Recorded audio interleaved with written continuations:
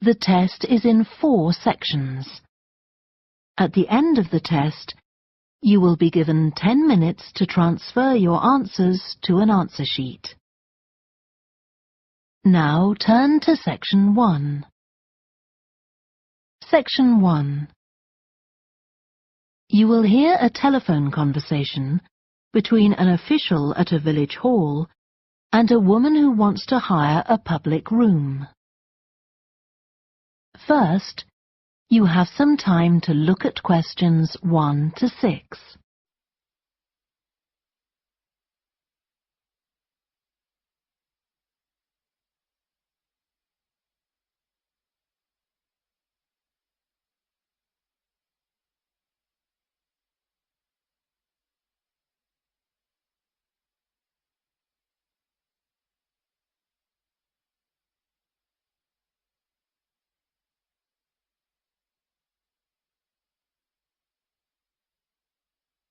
You will see that there is an example that has been done for you. On this occasion only, the conversation relating to this will be played first. Hello? Oh, hello. I wanted to inquire about hiring a room in the village hall for the evening of September the 1st. Let me just see. Yes, we have both rooms available that evening. There's our main hall, that's got seating for 200 people, or there's the Charlton room. The main hall seats 200, so 200 has been written in the space. Now we shall begin. You should answer the questions as you listen, because you will not hear the recording a second time. Listen carefully and answer questions 1 to 6. Hello? Oh, hello. I wanted to inquire about hiring a room in the village hall for the evening of September the 1st. Let me just see. Yes, we have both rooms available that evening. There's our main hall, that's got seating for 200 people, or there's the Charlton room. Sorry? The Charlton room, Charlton.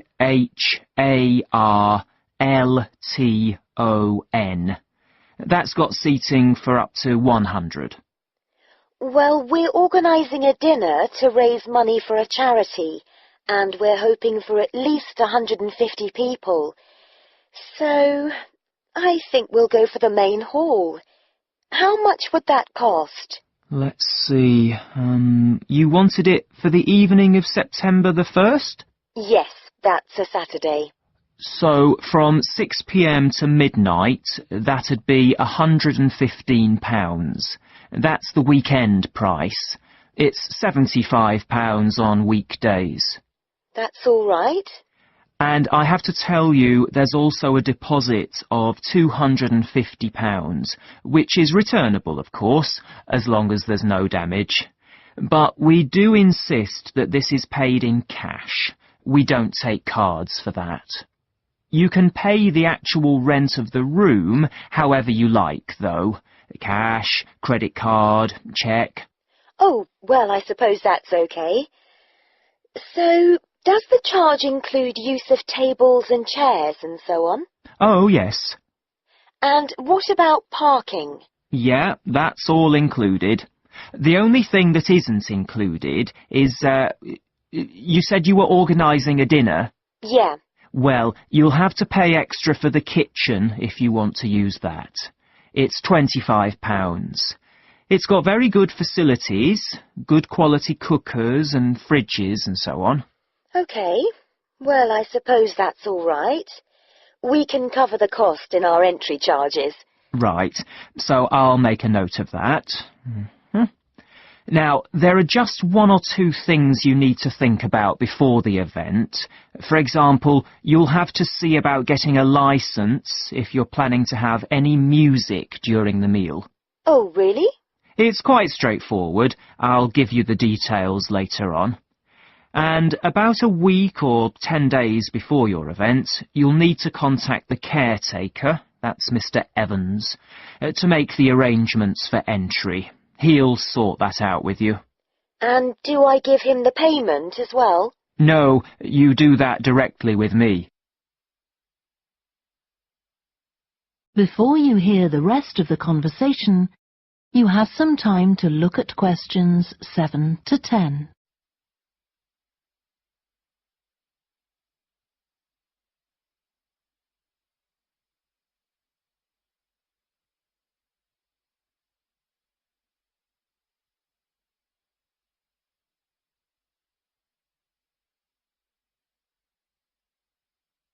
Now listen and answer questions 7 to 10.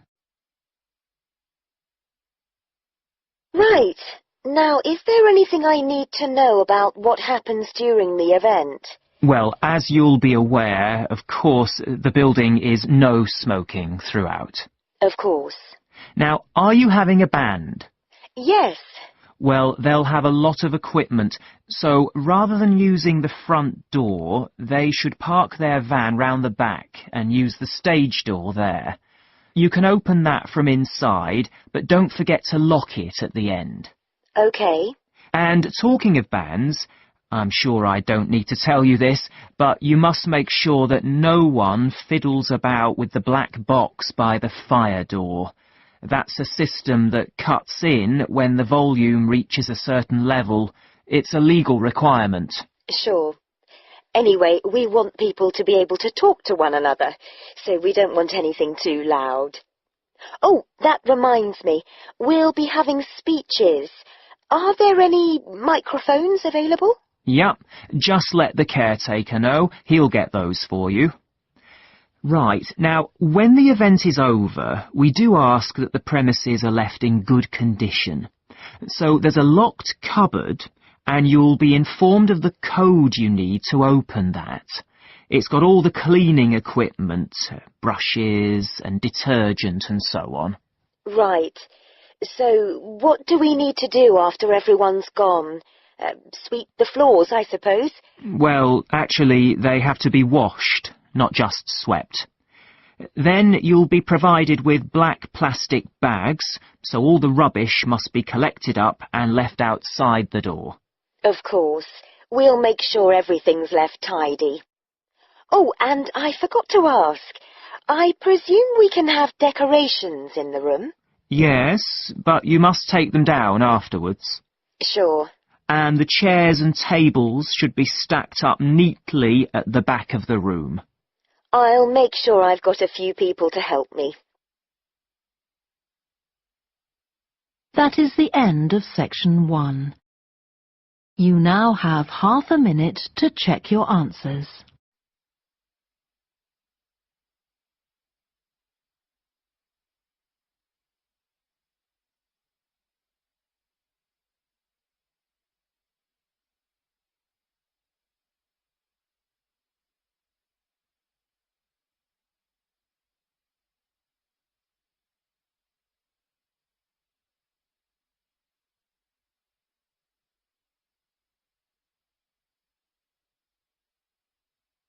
Now turn to section 2.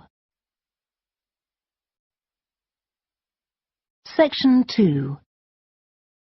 You will hear a guide talking to a group of visitors to a farm. First, you have some time to look at questions 11 to 14.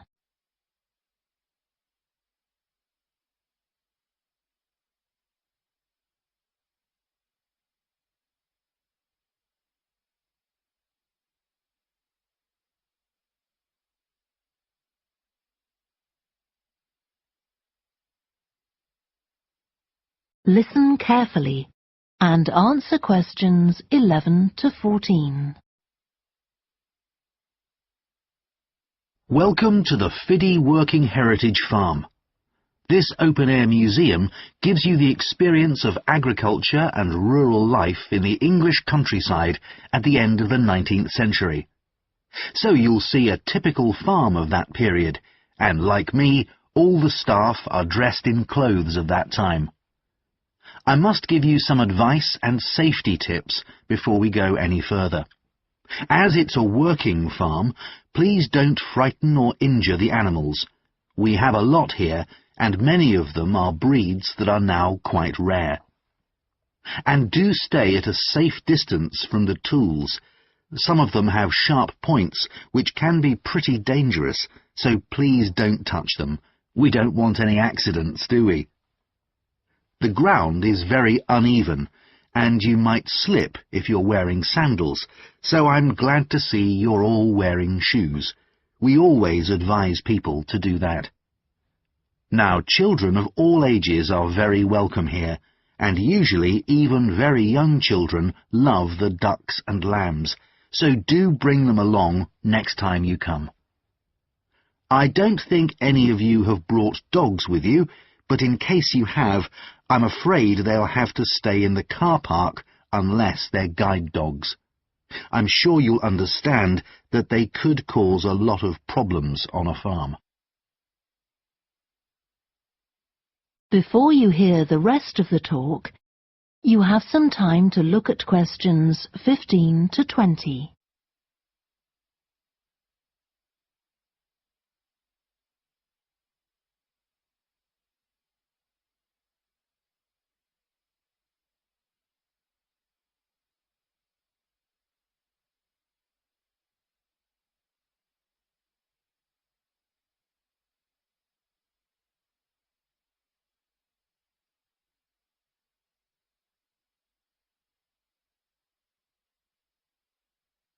Now listen and answer questions 15 to 20. Now let me give you some idea of the layout of the farm. The building where you bought your tickets is the new barn immediately to your right, and we're now at the beginning of the main path to the farmland, and of course the car park is on your left. The scarecrow you can see in the car park in the corner beside the main path is a traditional figure for keeping the birds away from crops. But our scarecrow is a permanent sculpture. It's taller than a human being, so you can see it from quite a distance. If you look ahead of you, you'll see a maze. It's opposite the new barn, beside the side path that branches off to the right, just over there. The maze is made out of hedges which are too tall for young children to see over them, but it's quite small, so you can't get lost in it. Now, can you see the bridge crossing the fish pool further up the main path? If you want to go to the cafe, go towards the bridge and turn right just before it. Walk along the side path, and the cafe's on the first bend you come to. The building was originally the schoolhouse, and it's well over 100 years old. As you may know, we run skills workshops here, where you can learn traditional crafts like woodwork and basket making. You can see examples of the work and talk to someone about the courses in the Black Barn. If you take the side path to the right, here, just by the new barn, you'll come to the Black Barn, just where the path first bends. Now, I mustn't forget to tell you about picnicking, as I can see some of you have brought your lunch with you. You can picnic in the field, though do clear up behind you, of course. Or if you'd prefer a covered picnic area, there's one near the farmyard, just after you cross the bridge. There's a covered picnic spot on the right. And the last thing to mention is Fiddy House itself. From here you can cross the bridge, then walk along the footpath through the field to the left of the farmyard. That goes to the house, and it'll give you a lovely view of it. It's certainly worth a few photographs, but as it's a private home, I'm afraid you can't go inside. Right, well, if you're all ready, we'll set off on our tour of the farm. That is the end of section 2. You now have half a minute to check your answers.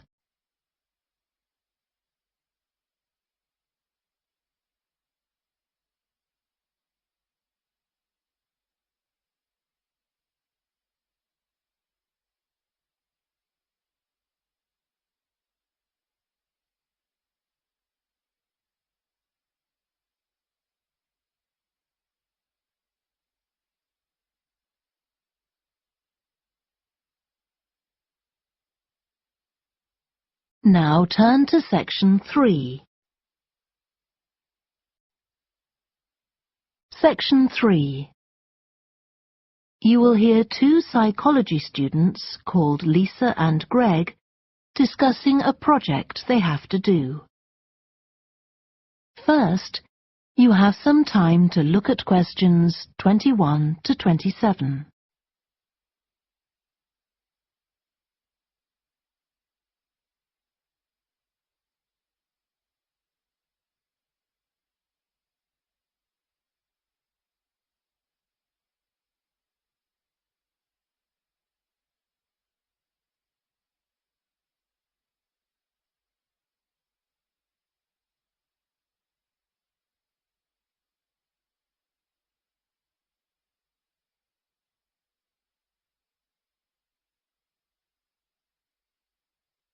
Now listen carefully and answer questions 21 to 27. OK, Greg. So I finally managed to read the article you mentioned, the one about the study on gender in physics. About the study of college students done by Akira Miyake and his team. Yeah, I was interested that the researchers were actually a mix of psychologists and physicists. That's an unusual combination. Yeah. I got a little confused at first about which students the study was based on. They weren't actually majoring in physics. They were majoring in what's known as the STEM disciplines. That's science, technology, engineering and math. Yes, but they were all doing physics courses as part of their studies. That's correct. So, as I understood it, Miyake and co. started from the fact that women are underrepresented in introductory physics courses at college, and also that, on average, the women who do enroll on these courses perform more poorly than the men. No one really knows why this is the case. Yeah, but what the researchers wanted to find out was basically what they could do about the relatively low level of the women's results. But in order to find a solution, they needed to find out more about the nature of the problem. Right. Now, let's see if I can remember. It was that in the physics class, the female students thought the male students all assumed that women weren't any good at physics. Was that it? And they thought that the men expected them to get poor results in their tests. That's what the women thought, and that made them nervous, so they did get poor results. But actually they were wrong. No one was making any assumptions about the female students at all. Anyway, what Miyake's team did was quite simple, getting the students to do some writing before they went into the physics class. What did they call it? Values affirmation. They had to write an essay focusing on things that were significant to them, not particularly to do with the subject they were studying, but more general things like music or people who mattered to them. Right. So the idea of doing the writing is that this gets the students thinking in a positive way. And putting these thoughts into words can relax them and help them overcome the psychological factors that lead to poor performance. Yeah. But what the researchers in the study hadn't expected was that this one activity raised the women's physics grades from the C to the B range. A huge change. Pity it wasn't to an A, but still. No, but it does suggest that the women were seriously underperforming beforehand in comparison with the men. Yes. Mind you, Miyake's article left out a lot of details, like did the students do the writing just once or several times? And had they been told why they were doing the writing? That might have affected the results. You mean if they know the researchers thought it might help them to improve, then they just try to fulfill that expectation? Exactly. Before you hear the rest of the discussion, you have some time to look at questions 28 to 30.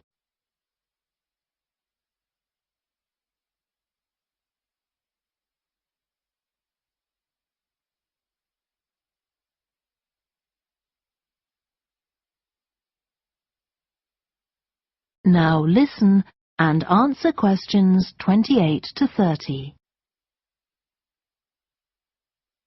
So anyway, I thought for our project we could do a similar study, but investigate whether it really was the writing activity that had that result. OK, so we could ask them to do a writing task about something completely different, something more factual, like a general knowledge topic. Maybe. Or we could have half the students doing a writing task and half doing something else, like an oral task. Or even half do the same writing task as in the original research and half do a factual writing task. Then we'd see if it really is the topic that made the difference or something else. That's it. Good.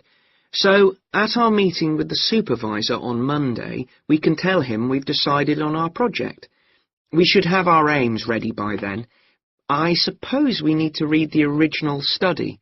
The article's just a summary. And there was another article I read by Smolinski. It was about her research on how women and men perform in mixed teams in class, compared with single-sex teams and on their own. Let me guess. The women were better at teamwork. That's what I expected. But actually, the men and the women got the same results, whether they were working in teams or on their own. But I guess it's not that relevant to us. What worries me, anyway, is how we're going to get everything done in the time. We'll be okay now we know what we're doing. Though I'm not clear how we assess whether the students in our experiment actually make any progress or not. No, we may need some advice on that. The main thing's to make sure we have the right size sample, not too big or too small. That shouldn't be difficult. Right, what do we need to do next? We could have a look at the timetable for the science classes, or perhaps we should just make an appointment to see one of the science professors. That'd be better. Great. And we could even get to observe one of the classes. What for? Well, OK, maybe let's just go with your idea. Right, well, I think that's everything for now. That is the end of section 3. You now have half a minute to check your answers.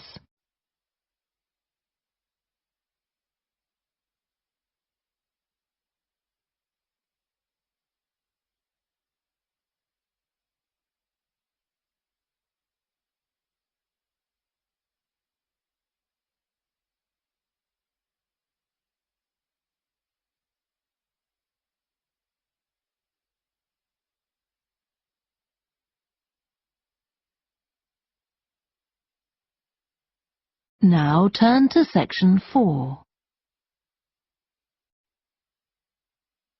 Section 4. You will hear part of a student presentation about the variety of different species that live in the world's oceans. First, you have some time to look at questions 31 to 40.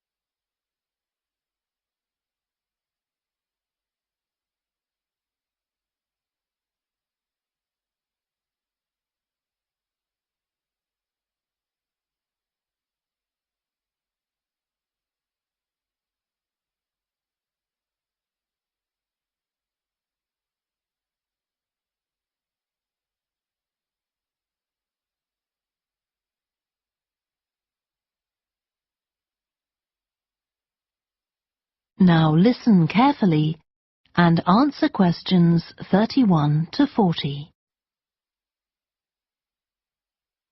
I've been looking at ocean biodiversity. That's the diversity of species that live in the world's oceans. About 20 years ago, biologists developed the idea of what they called biodiversity hotspots. These are the areas which have the greatest mixture of species. So, one example is Madagascar. These hotspots are significant because they allow us to locate key areas for focusing efforts at conservation. Biologists can identify hotspots on land fairly easily, but until recently, very little was known about species distribution and diversity in the oceans, and no one even knew if hotspots existed there. Then a Canadian biologist called Boris Worm did some research in 2005 on data on ocean species that he got from the fishing industry. Worm located 5 hotspots for large ocean predators, like sharks, and looked at what they had in common. The main thing he'd expected to find was that they had very high concentrations of food, but to his surprise, that was only true for 4 of the hotspots. The remaining hotspot was quite badly off in that regard. But what he did find was that in all cases, the water at the surface of the ocean had relatively high temperatures, even when it was cool at greater depths. So, this seemed to be a factor in supporting a diverse range of these large predators. However, this wasn't enough on its own, because he also found that the water needed to have enough oxygen in it. So these 2 factors seemed necessary to support the high metabolic rate of these large fish. A couple of years later, in 2007, a researcher called Lisa Balance, who was working in California, also started looking for ocean hotspots, but not for fish. What she was interested in was marine mammals, things like seals. And she found 3 places in the oceans which were hotspots, and what these had in common was that these hotspots were all located at boundaries between ocean currents. And this seems to be the sort of place that has lots of the plankton that some of these species feed on. So now people who want to protect the species that are endangered need to get as much information as possible. For example, there's an international project called the Census of Marine Life. They've been surveying oceans all over the world, including the Arctic. One thing they found there, which stunned other researchers, was that there were large numbers of species which live below the ice, sometimes under a layer up to 20 meters thick. Some of these species had never been seen before. They've even found species of octopus living in these conditions. And other scientists working on the same project, but researching very different habitats on the ocean floor, have found large numbers of species congregating around volcanoes, attracted to them by the warmth and nutrients there.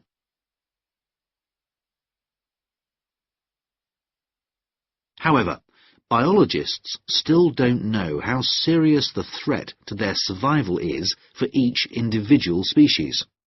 So a body called the Global Marine Species Assessment is now creating a list of endangered species on land, so they consider things like the size of the population, how many members of one species there are in a particular place, and then they look at their distribution in geographical terms, although this is quite difficult when you're looking at fish because they're so mobile.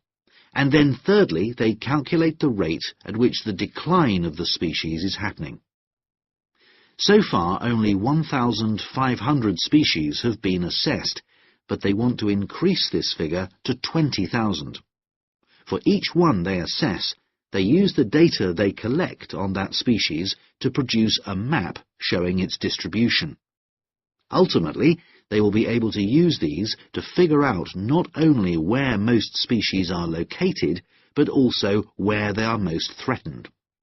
So, finally, what can be done to retain the diversity of species in the world's oceans? Firstly, we need to set up more reserves in our oceans, places where marine species are protected.